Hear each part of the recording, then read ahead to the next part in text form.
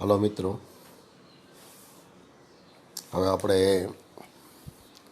11 જીવ વિજ્ઞાન પ્રકરણ નંબર 13 પ્રકાશ સંશ્લેષણ એની શરૂઆત કરીએ.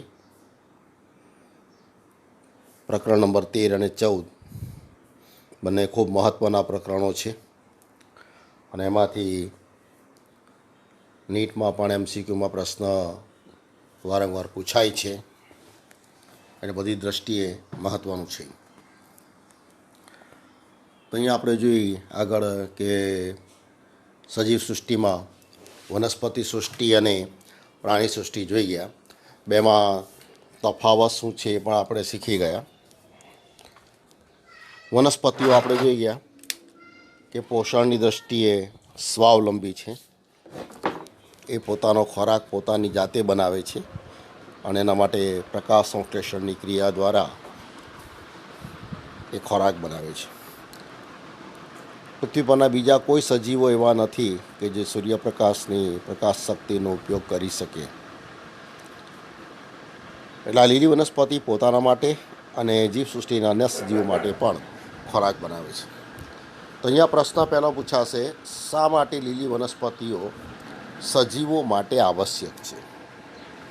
શા માટે લીલી વનસ્પતિઓ સજીવો માટે આવશ્યક છે?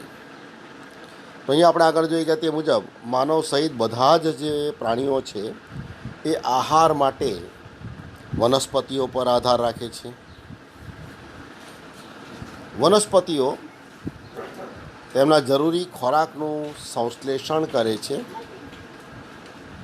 અને બાકીના જે સજીવો છે એ વનસ્પતિ પર નિર્ભર રહેતા હોય છે. આ લીલી વનસ્પતિ સૂર્યપ્રકાશની હાજરીમાં પ્રકાશ સંશ્લેષણની ક્રિયા આ એક દેહધાર્મિક રાસાયણિક પ્રક્રિયા છે જેના દ્વારા એ કાર્બનિક સંયોજનોનું સંશ્લેષણ કરવા માટે પ્રકાશ ઉર્જાનો ઉપયોગ કરે છે. આમ લીલી વનસ્પતિઓ પ્રકાશ સંશ્લેષણ દ્વારા તેમનો જરૂરી ખોરાક બનાવે છે. તેથી વનસ્પતિઓને સ્વયંપોષી સજીવો તરીકે ઓળખવામાં આવે છે. તો આ રીતે લીલી વનસ્પતિ સ્વયંપોષી છે, જ્યારે બાકીના જે સજીવો છે એ પોતાનો ખોરાક પોતાની જાતે બનાવી શકતા નથી, એટલે તેઓ વિષમપોષીઓ તરીકે ઓળખાય છે.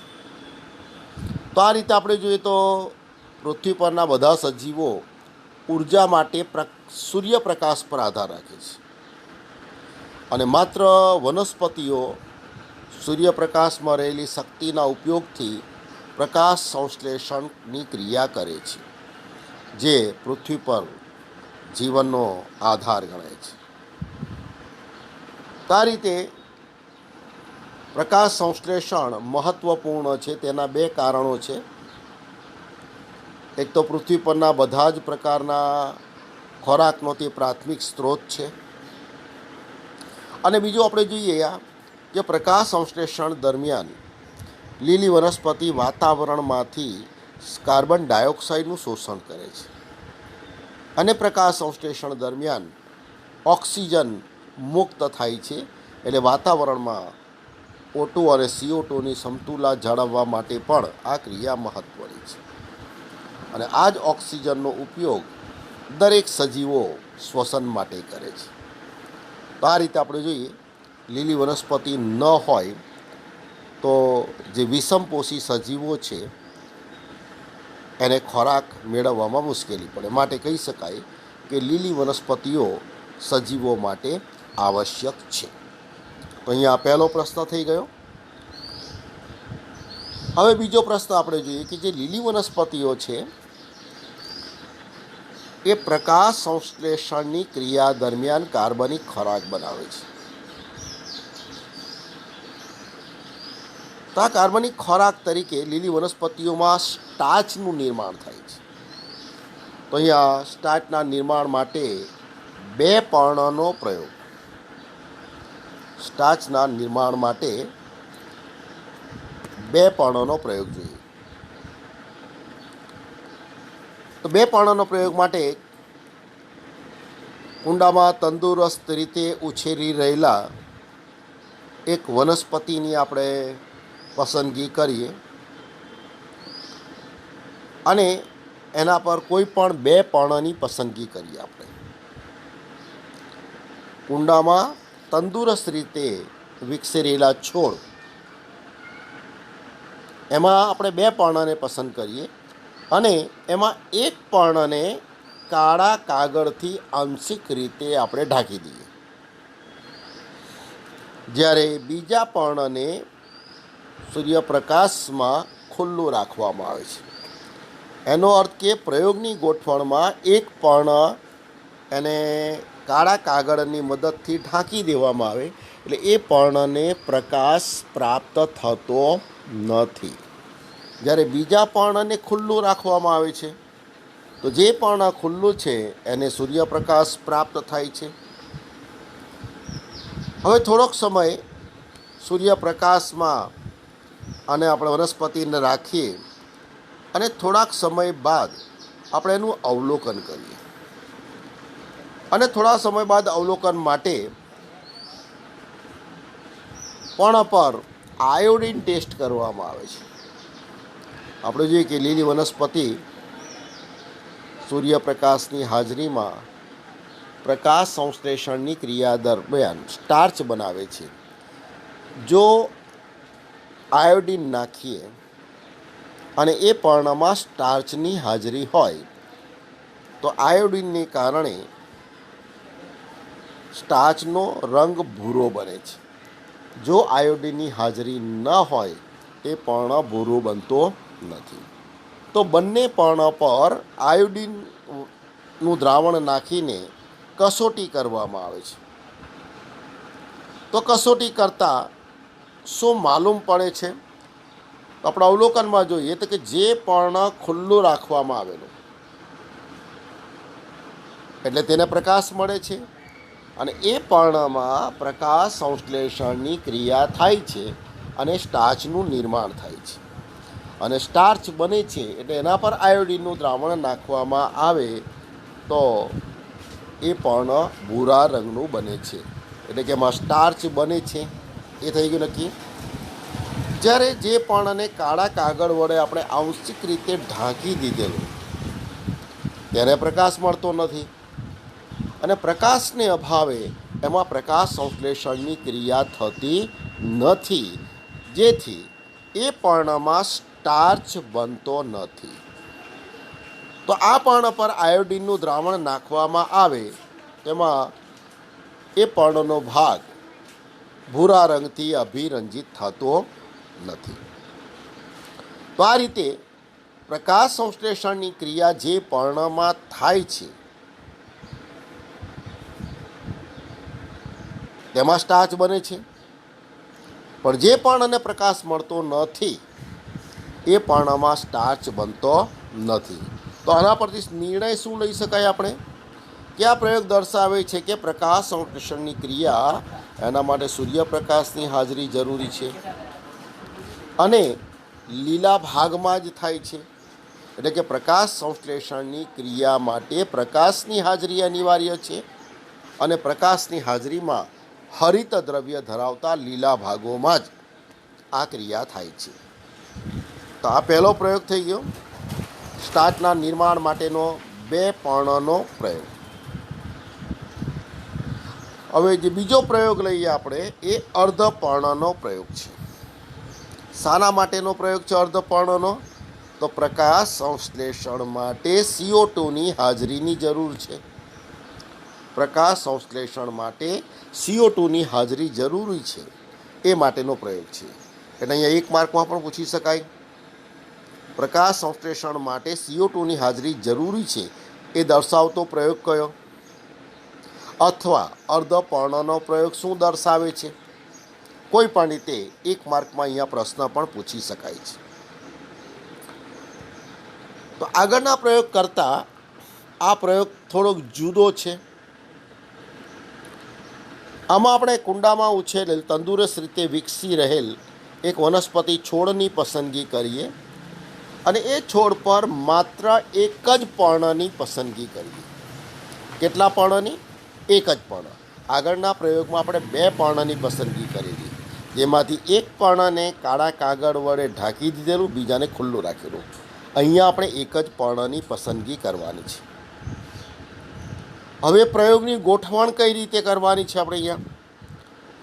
તો આપણે એક પહોળા મોઢાવાળી કસનળી લઈએ અને એ કસનળીની અંદર KOH પોટેશિયમ હાઇડ્રોક્સાઇડના દ્રાવણમાં પલાળેલું ભીનું રૂનું પૂમડું એમાં મૂકી દઈએ. KOH એના દ્રાવણમાં પલાળેલું ભીનું રૂનું પૂમડું એ કસનળીમાં આપણે મૂકી દઈએ. હવે રબરના બૂચને મધ્યમાંથી કાપી નાખીએ, આપણે 2 ભાગ કરી નાખીએ અને એની વચ્ચે પર્ણને એવી રીતે રાખીએ કે પર્ણનો અડધો ભાગ કસનળીની અંદરના ભાગમાં રહે. પર્ણનો અડધો ભાગ ક્યાં રહે? કસનળીના અંદરના ભાગમાં. જ્યારે બાકીનો જે અડધો ભાગ છે હવામાં ખુલ્લો રહે. કસનળી એરટાઈટ છે, રબરના બૂચ વડે બંધ કરેલી છે, એટલે એમાં હવા અંદર જઈ શકતી નથી કે અંદરની હવા બહાર આવી શકતી નથી. તો આ રીતે પ્રયોગની ગોઠવણ કરીએ આપણે. દાખલા તરીકે અહીંયા બતાવીએ, આ કસનળી છે.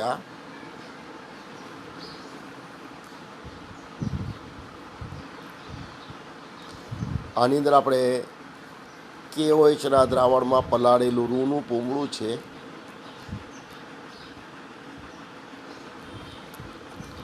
રબરનું બૂચ એના વડે આપણે એને એરટાઈટ કરી નાખીએ છીએ અને એની અંદર આપણે જે પર્ણ છે એને એવી રીતે મૂકીએ છીએ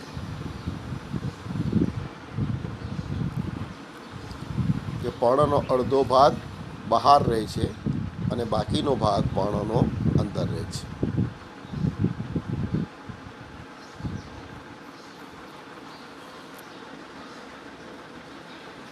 તો અહીંયા આ રીતે ગોઠવણ કરવામાં આવે. અડધો ભાગ પર્ણનો અંદર છે અને અડધો ભાગ પર્ણનો બહાર છે. હવે આ રીતે પ્રયોગની ગોઠવણ કરીને આપણે એને ખુલ્લા પ્રકાશમાં રાખીએ અને થોડાક સમય બાદ આપણે એનું અવલોકન કરીએ અને સ્ટાર્ચ માટેની કસોટી કરીએ. તો સ્ટાર્ચ માટે આયોડિન ટેસ્ટ કરવી પડે. તો અહીંયા આપણે જે ભાગ કસનળીની અંદર રાખેલો છે તે ભાગમાં આયોડિનનું દ્રાવણ નાખતા એ ભાગ અભિરંજિત થતો નથી. એનો અર્થ કે એ ભાગમાં સ્ટાર્ચ બનતો નથી.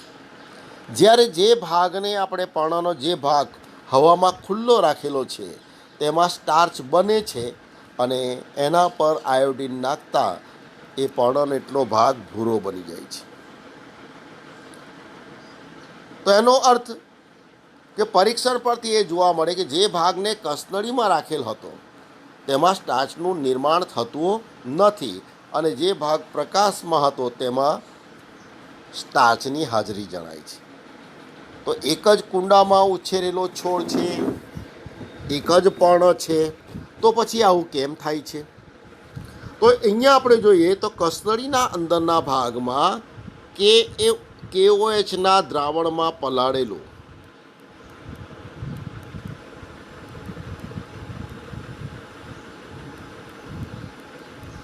રૂનું પૂમડું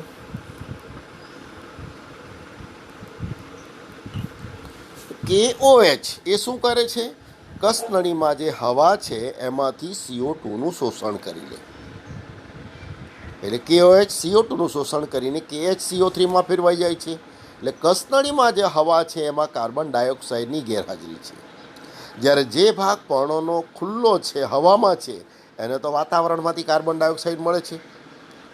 તો આ પર્ણને અડધો અંદર અડધો બહાર છે, બંને ભાગને પાણી તો વનસ્પતિ દ્વારા પૂરતું મળે છે. કાચની કસનળી છે એટલે પર્ણનો કસનળીની અંદર રહેલો અડધો ભાગ, કસનળીની બહાર રહેલો ભાગ, બંનેને પ્રકાશ પણ પૂરતા પ્રમાણમાં મળે છે. પણ પ્રકાશ સંશ્લેષણ માટે જે CO2ની હાજરીની જરૂર છે એ કસનળીની અંદર રહેલી હવામાં CO2ની ગેરહાજરી છે, એટલે પર્ણના એ ભાગને પ્રકાશ સંશ્લેષણ માટે CO2 મળતો નથી. તેથી એ ભાગમાં પ્રકાશ સંશ્લેષણની ક્રિયા થતી નથી. જ્યારે જે ભાગ ખુલ્લો રાખવામાં આવે છે, એ ખુલ્લા પર્ણને હવામાંથી કાર્બન ડાયોક્સાઇડ મળી રહે છે, એટલે એ ભાગમાં પ્રકાશ સંશ્લેષણની ક્રિયા થાય છે અને ત્યાં સ્ટાર્ચ બને છે. તેથી આ પ્રયોગ પરથી આપણે ચોક્કસ કહી શકીએ કે પ્રકાશ સંશ્લેષણ માટે CO2ની હાજરી જરૂરી છે. CO2ની ગેરહાજરીમાં પ્રકાશ સંશ્લેષણની ક્રિયા થઈ શકતી નથી. તો આ રીતે બે પર્ણનો પ્રયોગ શું સૂચવે છે, શું દર્શાવે છે? તો પ્રકાશ સંશ્લેષણ માટે પ્રકાશની હાજરી જરૂરી છે, કારણ કે એક પર્ણને આપણે કાળા પેપર વડે ઢાંકી દીધેલું. અર્ધપર્ણનો પ્રયોગ શું સૂચવે છે? તો પ્રકાશ સંશ્લેષણ માટે CO2ની હાજરી જરૂરી છે, એ દર્શાવતો પ્રયોગ છે અર્ધપર્ણનો પ્રયોગ.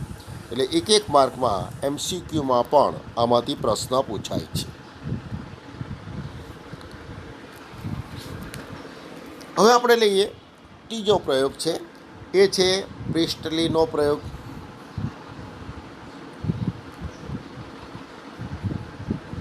આ જોસેફ પ્રિસ્ટલી 1733થી 1804 એમાં આ વૈજ્ઞાનિકે લગભગ 1770માં શ્રેણીબદ્ધ પ્રયોગો કર્યા અને એમનાથી એમને જાણવા મળ્યું કે લીલી વનસ્પતિઓની વૃદ્ધિમાં હવાની એક આવશ્યક ભૂમિકા છે.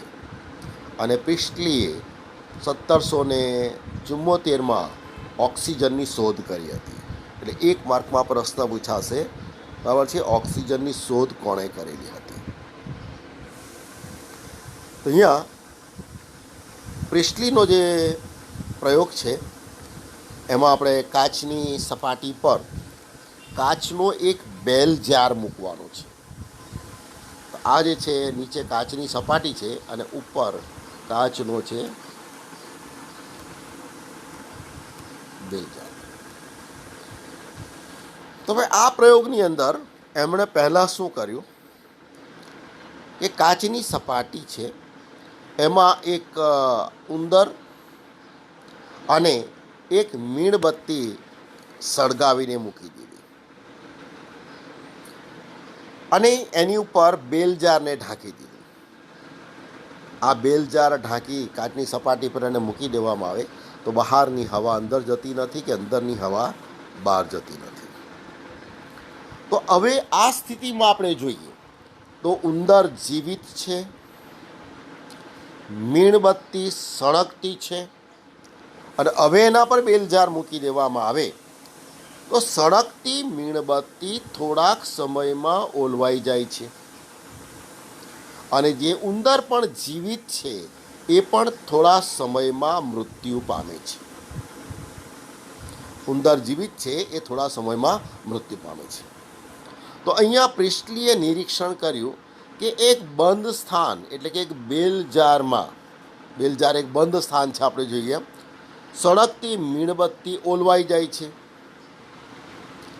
એ જ રીતે બેલજારમાં જો ઉંદર આપણે મૂકી દઈએ, જીવિત ઉંદર, તેનો શ્વાસ બંધ સ્થાનમાં ઝડપથી રૂંધાઈ જાય છે.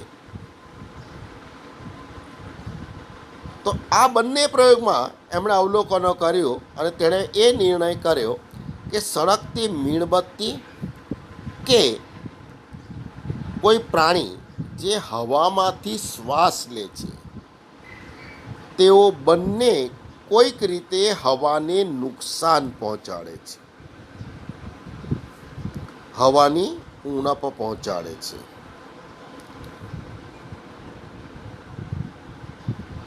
તો અહીંયા આપણે જોઈએ તો મીણબત્તીને સળગવા માટે ઓક્સિજનની જરૂર છે.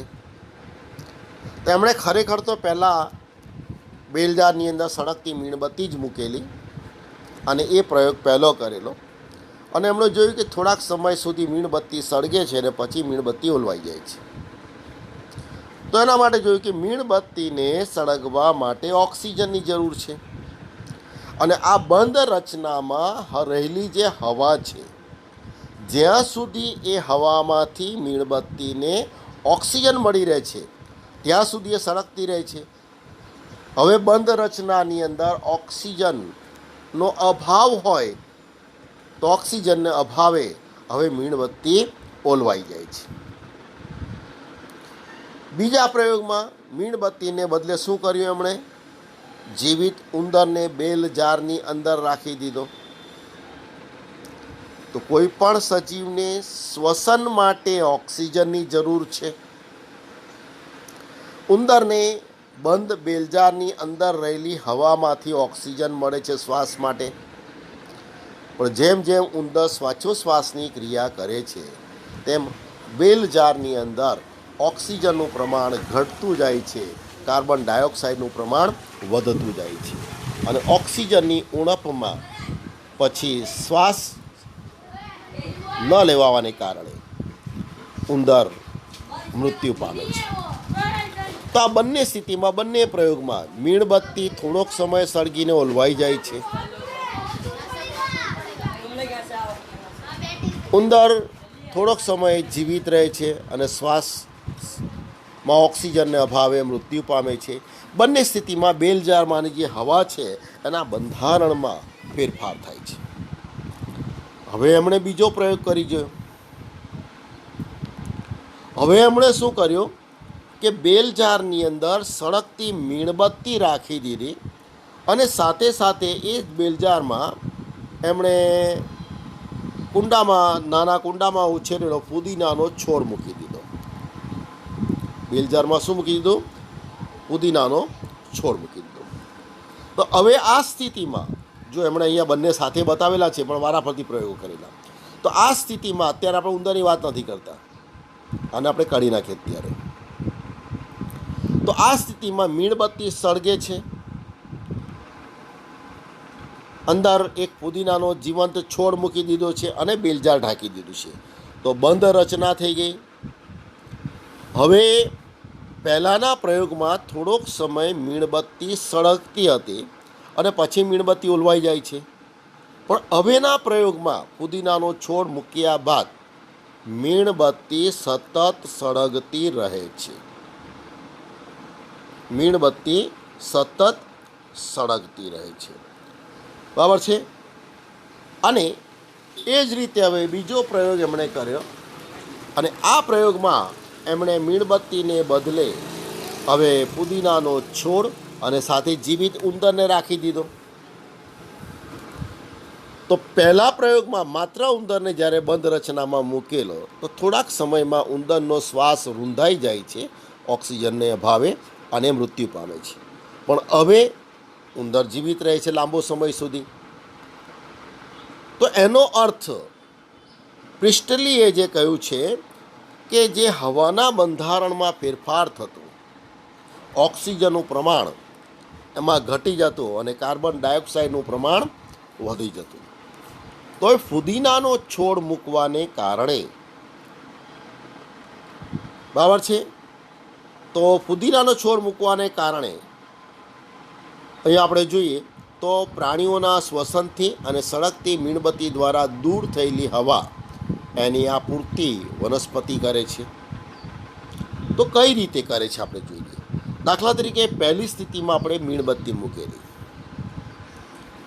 મીણબત્તીને સળગવા માટે ઓક્સિજનની જરૂર છે.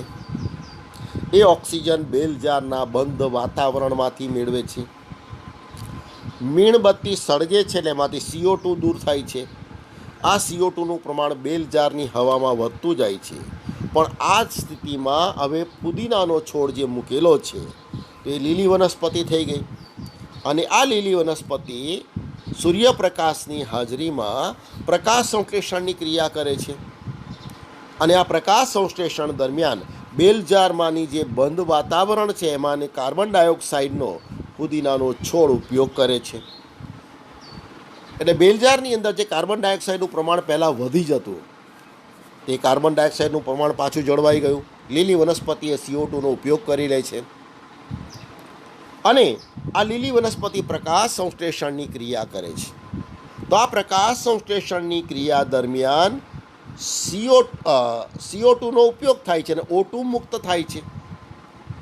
એટલે બેલજારની હવામાં મીણબત્તીને સળગવા માટે જે ઓક્સિજનની જરૂર છે એની પૂર્તિ પ્રકાશ સંશ્લેષણની ક્રિયા દ્વારા થાય છે.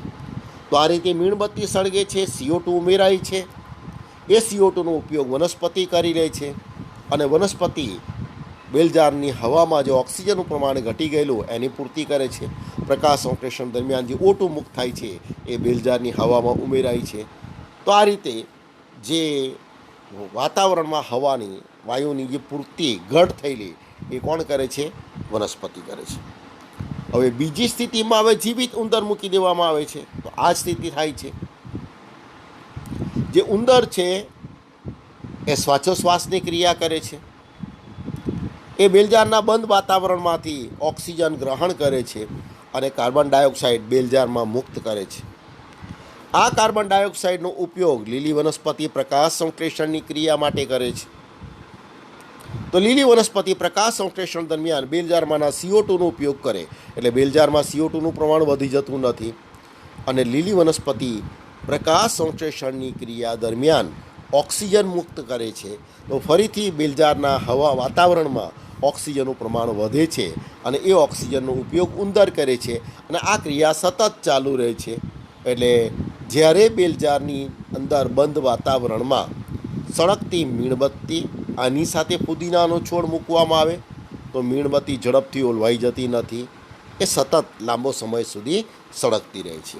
અને એ જ રીતે બેલજારના બંધ વાતાવરણમાં પુદીનાના છોડની સાથે જીવિત ઉંદરને રાખવામાં આવે છે તો થોડાક સમય પછી ઉંદર મૃત્યુ પામતો નથી અને એ ઉંદર પણ લાંબા સમય સુધી જીવિત રહે છે. તો આ રીતે પ્રાણીઓના શ્વસનથી જે CO2 ઉમેરાય છે કે પ્રાણીઓનું શ્વસન થાય એટલે અહીંયા કે સળગતી મીણબત્તી હોય એમાં CO2 ઉમેરાય છે. આ CO2 એનો ઉપયોગ કરે છે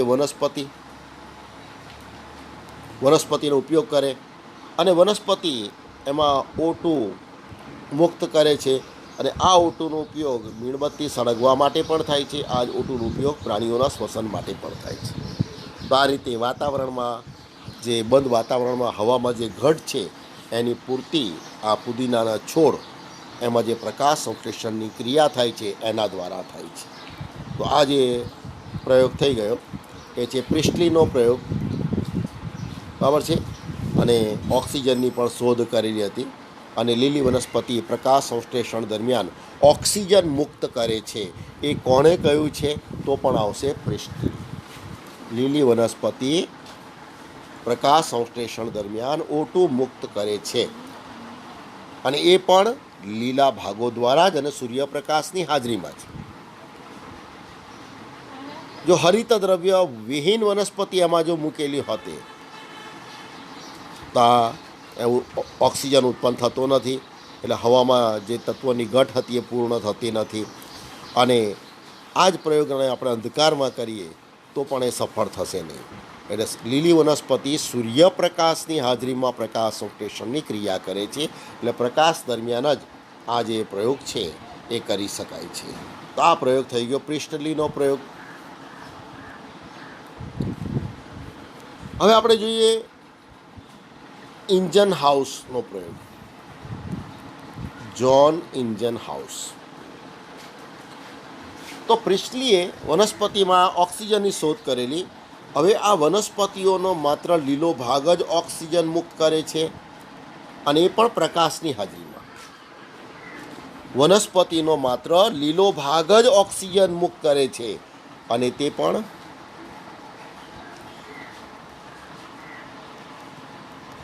પ્રકાશની હાજરીમાં.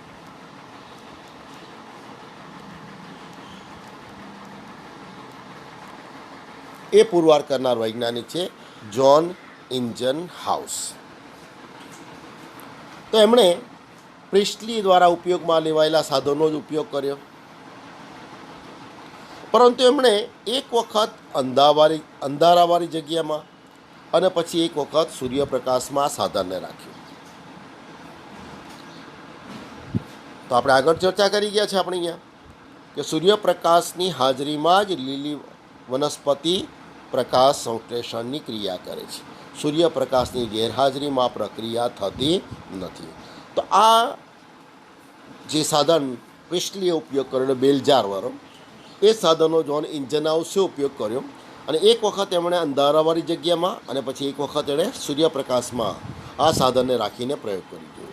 તો એનાથી જાણી શકાયું કે વનસ્પતિઓની આ પ્રક્રિયામાં સૂર્યપ્રકાશ આવશ્યક છે. જો પ્રિસ્ટલીએ કરેલો પ્રયોગ અંધકારમાં કરેલો હોત તેનું એ પરિણામ એને મળી શકેલું નહીં હોત. બરાબર છે. તો વનસ્પતિઓમાં આ પ્રક્રિયા માટે સૂર્યપ્રકાશની હાજરીની જરૂર છે. તો સૂર્યપ્રકાશમાં થતી પ્રક્રિયા એટલે કે આપણે જોઈ ગયા પ્રકાશ સંશ્લેષણની પ્રક્રિયા કે જે સળગતી મીણબત્તી કે શ્વાસ લેવાવાળા પ્રાણીઓ એના દ્વારા ખરાબ થયેલ હવાને શુદ્ધ કરે છે. કઈ રીતે આપણે જોઈ ગયા કે સળગતી મીણબત્તી હોય તો એ મીણબત્તી બંધ વાતાવરણમાંની હવામાંથી ઓક્સિજન વાપરે છે, એટલે તેમાં ઓક્સિજનનું પ્રમાણ ઘટી જાય છે અને દહન દરમિયાન CO2 ઉમેરાય છે, એટલે બેલજારની અંદર જે હવા છે એમાં CO2નું પ્રમાણ વધી જાય છે. તો આ રીતે એ હવા ખરાબ થાય છે એમ કહીશું આપણે. એ જ રીતે શ્વાસ લેવાવાળા પ્રાણીઓ એને શ્વસન માટે ઓક્સિજનની જરૂર પડે છે. તો બેલજારના બંધ વાતાવરણમાંથી એ હવામાંથી ઓક્સિજન ગ્રહણ કરે છે, એટલે બેલજારની હવામાં ઓક્સિજનનું પ્રમાણ ઘટી જાય છે અને ઉચ્છ્વાસ મારફતે CO2 મુક્ત થાય છે, એટલે બેલજારની હવામાં CO2નું પ્રમાણ વધી જાય છે. તો આ રીતે હવા ખરાબ થાય છે એમ કહીશું આપણે. હવામાં ઓક્સિજનનું પ્રમાણ ઘટી જાય છે, દહન માટે ઓક્સિજનની જરૂર છે, શ્વાસ માટે ઓક્સિજનની જરૂર છે, એનું પ્રમાણ ઘટી જાય અને ઉપરાંત એમાં CO2નું પ્રમાણ વધી જાય છે અને આપણે એમ કહીશું હવા ખરાબ થાય છે. તો આ ખરાબ થયેલી હવાને શુદ્ધ કરવાનું કાર્ય કોણ કરે છે? તો સૂર્યપ્રકાશની હાજરીમાં પેલી અંદર મૂકેલી લીલી વનસ્પતિ, ફુદીનાનો છોડ મૂકેલો તે. બરાબર છે. તો ફુદીનાનો છોડ દિવસ દરમિયાન આપણે જોઈ ગયા તેમ પ્રકાશ સંશ્લેષણની ક્રિયા કરે છે અને પ્રકાશ સંશ્લેષણ દરમિયાન બંધ રચનામાંની જે હવા છે એમાંથી CO2નો ઉપયોગ કરે છે, એટલે એમાં જે CO2નું પ્રમાણ વધી ગયેલું, હવા ખરાબ થયેલી, CO2ના પ્રમાણ વધી જવાને કારણે તો CO2નું પ્રમાણ ઘટી ગયું, કારણ કે લીલી વનસ્પતિ આ બંધ રચનામાં જે CO2 છે એનો પ્રકાશ સંશ્લેષણ માટે ઉપયોગ કરી લે છે અને પ્રકાશ સંશ્લેષણ દરમિયાન એ O2 મુક્ત કરે છે. તો બેલજારના બંધ વાતાવરણમાં O2નું પ્રમાણ પાછું વધારે છે, એટલે મીણબત્તીને સળગવા માટે O2ની જરૂર છે. શ્વાસ લેવાવાળા પ્રાણીઓ એને શ્વસન માટે O2ની જરૂર છે. તો આ રીતે હવાને શુદ્ધ કરવાનું કાર્ય કોણ કરે છે? એ બેલજારમાં મૂકેલી લીલી વનસ્પતિ કરે છે. હવે ઇન્જન હાઉસે એક જલીય વનસ્પતિના પ્રયોગમાં દર્શાવેલું હતું કે તીવ્ર સૂર્યપ્રકાશમાં વનસ્પતિના લીલા ભાગોની આસપાસ નાના પરપોટા નીકળે છે. એટલે દાખલા તરીકે આપણે પાણીમાં ઉગતી વનસ્પતિ લઈએ, પાણીમાં મૂકીએ અને એને તીવ્ર પ્રકાશમાં મૂકી દઈએ. આજે પણ આપણે હાઇડ્રીલા વગેરે લઈને આપણે એને પાણીમાં મૂકીએ તો એ પર્ણ હાઇડ્રીલા જલીય વનસ્પતિના પર્ણ એની આસપાસ નાના પરપોટા જેવી રચના જોવા મળે છે. જ્યારે આ જ પ્રયોગને આપણે અંધારામાં રાખી દઈએ તો આવું થતું નથી. અને પછી એમણે નિરીક્ષણ કર્યું, આ પરપોટાઓની ઓળખ કરી, તે ઓક્સિજનના સ્વરૂપમાં હતું. તો લીલી વનસ્પતિ એટલે જલીય વનસ્પતિ સૂર્યપ્રકાશની હાજરીમાં પ્રકાશ સંશ્લેષણની ક્રિયા દરમિયાન જે O2 મુક્ત કરે છે એ O2 રંધ્રો મારફતે પરપોટા સ્વરૂપે બહાર આવે છે. તો આ જે લીલી વનસ્પતિ પરપોટા જે બહાર આવે છે એ ખરેખર ઓક્સિજન છે એવું ઇન્જન હાઉસે પુરવાર કર્યું. તો આ રીતે આ જલીય વનસ્પતિને જ્યારે પ્રકાશમાં રાખવામાં આવે છે ત્યારે આ પરપોટા જોવા મળે છે, એટલે કે ઓક્સિજનનો ઉદ્ભવ થાય છે. પણ જ્યારે આ જ પ્રયોગને અંધકારમાં રાખવામાં આવે છે તો એમાં પ્રકાશ સંશ્લેષણની ક્રિયા થતી નથી, અને પ્રકાશ સંશ્લેષણની ક્રિયા થતી નથી એટલે એમાં ઓક્સિજનના પરપોટા જોવા મળતા નથી. તો આ રીતે ઇન્જન હાઉસે દર્શાવ્યું કે વનસ્પતિનો માત્ર લીલો ભાગ જ ઓક્સિજન મુક્ત કરે છે, અને તે પણ પ્રકાશની હાજરીમાં જ. એ પણ પ્રકાશની હાજરીમાં જ, પ્રકાશની ગેરહાજરીમાં ક્રિયા થઈ શકતી નથી. તો આ પ્રયોગ થઈ ગયો જ્હોન ઇન્જન હાઉસનો પ્રયોગ. હવે આપણે લઈએ જુલિયસ વોન સેચનો પ્રયોગ.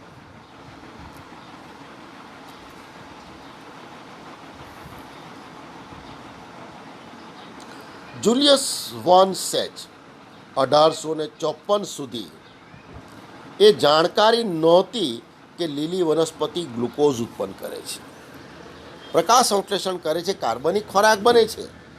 પણ લીલી વનસ્પતિ સૌ પ્રથમ શાનું નિર્માણ કરે છે એ માહિતી પ્રાપ્ત નહોતી. પરંતુ આ વૈજ્ઞાનિક એટલે કે જુલિયસ વોન સેચ એમણે પુરાવા સાથે સાબિત કર્યું કે જ્યારે વનસ્પતિ વૃદ્ધિ કરે છે ત્યારે શર્કરા ઉત્પન્ન થાય છે. શર્કરા છે ગ્લુકોઝ, 6 કાર્બનયુક્ત મોનોસેકેરાઇડ્સ છે, અને આ ગ્લુકોઝ સૌ પ્રથમ બને છે, અને ત્યારબાદ આ ગ્લુકોઝના અણુઓ પરસ્પર ગ્લાયકોસિડિક બંધથી જોડાતા એમાંથી સ્ટાર્ચનું નિર્માણ થાય છે.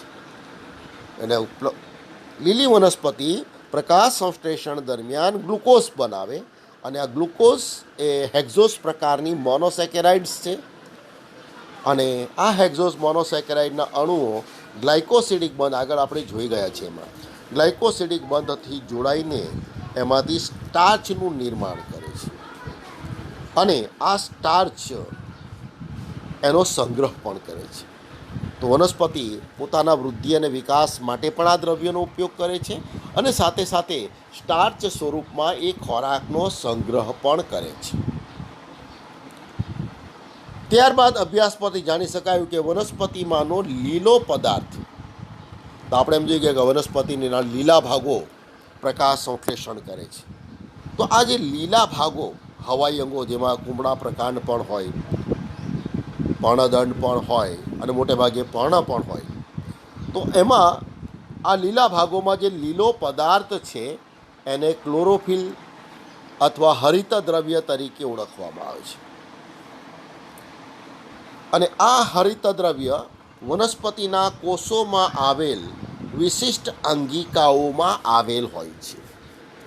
તો આપણે પર્ણની રચના જોઈ ગયા છે, અને પર્ણની અંદર હરિત કણો જેવી રચના જોવા મળે છે, અને હરિત કણો લીલા રંગના રંજક કણો છે. એની અંદર આ પ્રકાશ સંશ્લેષી દ્રવ્ય ક્લોરોફિલ અથવા હરિત દ્રવ્ય રહેલું હોય છે. એટલે પ્રકાશ સંશ્લેષી દ્રવ્ય કયું, એક પ્રશ્ન થઈ ગયો.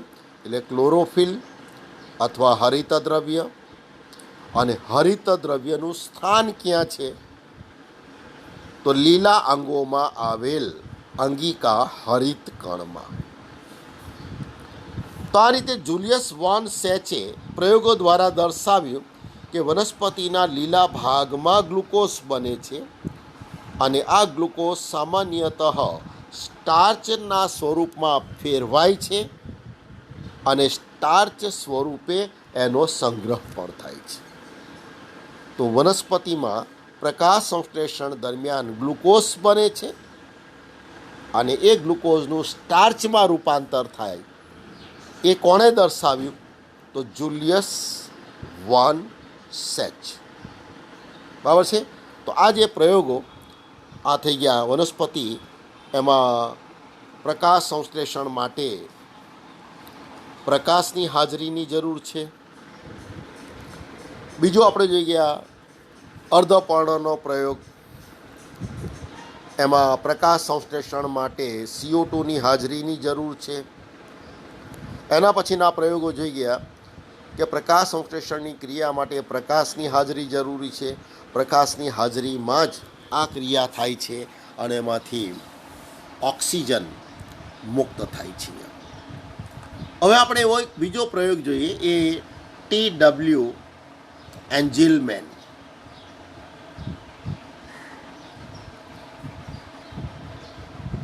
TW એન્જિલમેન એમણે પ્રિઝમનો ઉપયોગ કર્યો અને પ્રકાશને તેના વર્ણપટના ઘટકોમાં વિભાજિત કર્યો. આપણે પણ કરી શકીએ. પ્રિઝમ એની એક સપાટી પર આપણે પ્રકાશ આપાત કરીએ ચોક્કસ ખૂણે, અને સામેની બીજી સપાટી પરથી આપણે એનું નિરીક્ષણ કરીએ તો ત્યાં આપણને 7 રંગનો પટ્ટો જોવા મળે છે, જેને વર્ણપટ તરીકે ઓળખવામાં આવે છે.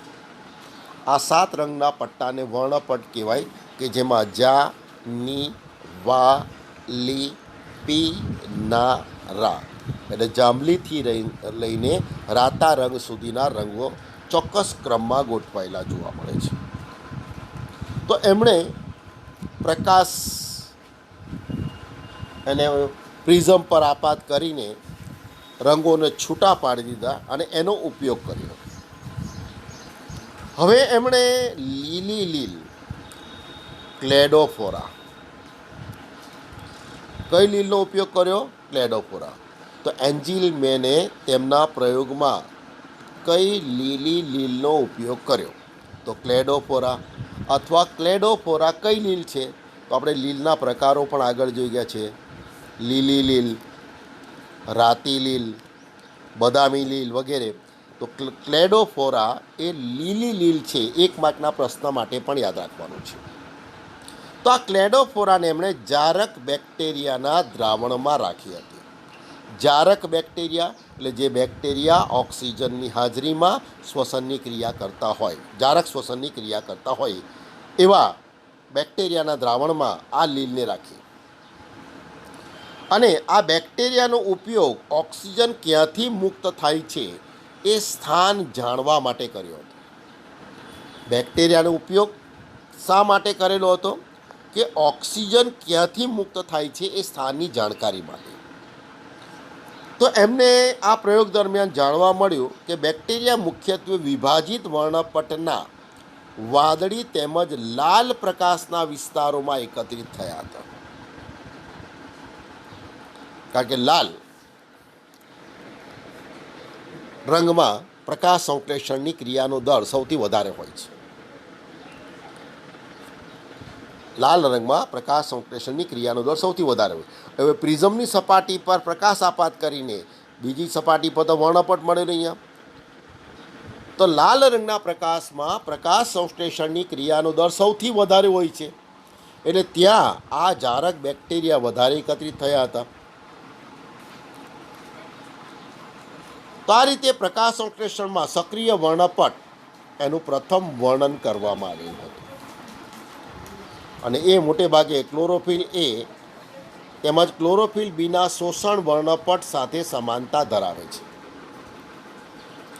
આગળ આપણે શીખીશું ક્લોરોફિલ એ અને ક્લોરોફિલ બી, અને એની અંદર કેટલી તરંગ લંબાઈવાળો પ્રકાશનું શોષણ થાય છે. તો આપણે આગળ જોઈશું. આપણે 400 થી 700 નેનોમીટર દ્રશ્ય વર્ણપટની તરંગ લંબાઈ છે. એમાં 680 અને 700 નેનોમીટર તરંગ લંબાઈવાળો પ્રકાશ વધારે શોષાય છે. અને એ તરફ રાતો રંગ આવે છે. તો રાતા રંગના પ્રકાશમાં પ્રકાશ સંશ્લેષણનો દર સૌથી વધારે હોય છે. એટલે જે આ વનસ્પતિ લીલી લીલ મૂકેલી અને જ્યાં રાતો રંગનો પ્રકાશ પ્રાપ્ત હતો ત્યાં પ્રકાશ સંશ્લેષણની ક્રિયા સૌથી વધારે થાય છે. એટલે ત્યાં ઓટું વધારે મુક્ત થાય છે. અને પેલા જારક બેક્ટેરિયા એને વૃદ્ધિ માટે ઓક્સિજનની જરૂર છે, એટલે જારક બેક્ટેરિયા ક્યાં વધારે ભેગા થયા? તો લાલ વર્ણપટ, લાલ રંગનો પ્રકાશ હતો જે વિસ્તારમાં પ્રાપ્ત થતો હતો લીલી લીલને, એ વિસ્તારમાં આ બેક્ટેરિયા વધારે ભેગા થયા. તો આ બેક્ટેરિયા ક્યાંથી વધારે ઓક્સિજન મેળવવા માટે ભેગા થયા તેનું નિરીક્ષણ કર્યું, અને એના પરથી નક્કી કર્યું કે લાલ રંગના પ્રકાશમાં પ્રકાશ સંશ્લેષણનો દર સૌથી વધારે હોય છે અને ત્યાં વધારે ઓક્સિજન મુક્ત થાય છે, જેનો ઉપયોગ પેલા બેક્ટેરિયા કરે છે. તો આ થઈ ગયો પ્રયોગ TW એન્જિલમેનનો પ્રયોગ. તો આ વર્ણપટનો પ્રયોગ કોણે કરેલો બરાબર છે? તો TW એન્જિલમેન.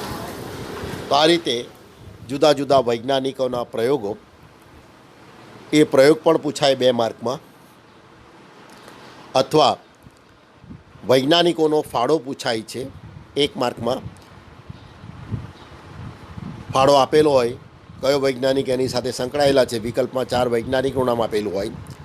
અથવા જ્યારે નીટમાં પ્રશ્ન પૂછાય છે ત્યારે 2 કોલમ બનાવીને પ્રશ્ન પૂછે. કોલમ એમાં વૈજ્ઞાનિકોનું નામ હોય અને કોલમ બીમાં એમનો ફાળો આપેલો હોય. તો કોલમ જોડવામાં પણ આ રીતે આમાંથી પ્રશ્ન પૂછાય છે. તો આ બધા પ્રશ્નો રોજે રોજના તૈયાર કરીને અને એની નોંધ તો તૈયાર કરી નાખવાની, નોટબુકમાં એનો જવાબ લખી જ નાખવાનો છે. અને દરેક વૈજ્ઞાનિકના ફાળા એ પણ આપણે MCQ પર પ્રશ્ન બનાવી દેવાના છીએ. અને જે પ્રશ્ન કયા છે, અર્ધપર્ણનો પ્રયોગ શું સૂચવે છે, 2 પર્ણનો પ્રયોગ શું સૂચવે છે, બરાબર છે, કયા વૈજ્ઞાનિકે શું કહ્યું છે, એ બધા MCQના પ્રશ્નો પણ તૈયાર કરવાના. Thank you all.